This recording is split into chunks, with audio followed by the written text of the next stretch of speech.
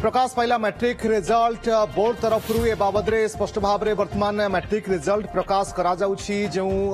Matric result booklet ये समस्त सामने वर्तमान रखा जाउछि मंत्री तरफ मंत्री एवं सचिव उपस्थित अच्छा बोर्ड सभापति उपस्थित अच्छा डिटेल आ किछि समय भितर आम जानी परिबा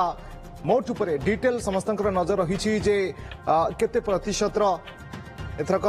पास हार रहुछि जिलावारी केते प्रतिशत पास हार रहुछि एवं केउ केउ छात्र छात्री माने भल प्रदर्शन करिसेंती टॉप रे अछंती से सबुर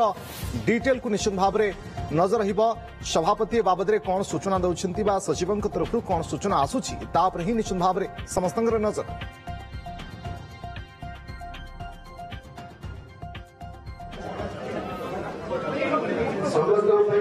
बुकलेट अच्छी आम बाहर रखीचु आप गला बेले आप समस्त बुकलेट दबू आपने जानते माध्यमिक शिक्षा परिषद विगत फेब्रुआरी मास 20 तारीख आम परीक्षा आरंभ कर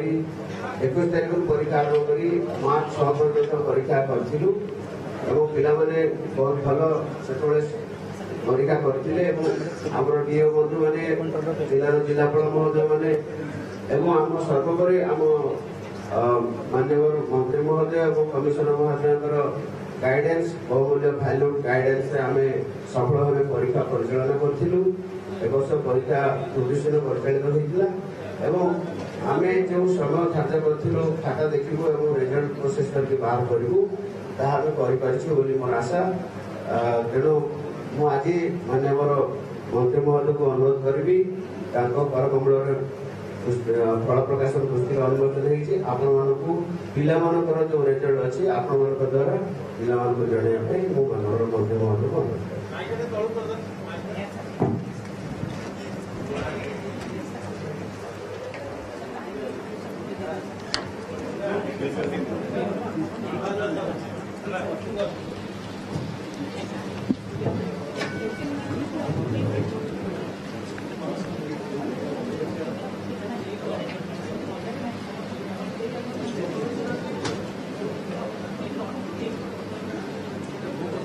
माध्यम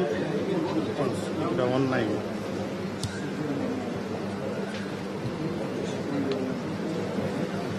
माध्यमिक शिक्षा परिषद तरफ आज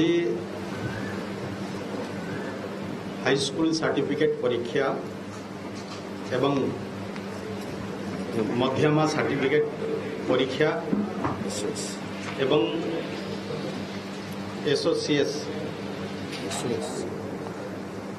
एसओएससी परीक्षार जो फलाफल घोषणा हम से अवसर रे आज आम गहन उपस्थित रही आमर विद्यालय गणशिक्षा विभाग प्रमुख शासन सचिव श्रीमती शालिनी पंडित महाशया एवं मंचरी उपस्थित रही बोर्ड ऑफ सेकेंडरी एजुकेशन ओडिशार सभापति श्री श्रीकांत तोरई महाशय एवं बीएससी वाइस प्रेसिडेंट डॉक्टर निहार रंजन महांती महाशय एवं बीएससी सेक्रेटरी श्रीमती मंजुलता मल्लिक महाशया मंचरे उपस्थित रही कंट्रोलर एग्जाम श्रीमती अमृता प्रीतिनंद महाशय एवं उपस्थित समस्त सांबादिक बंधुगण आपण मानकु समस्त यही अवसर रे मो तरफ हार्दिक अभिनंदन शुभेच्छा।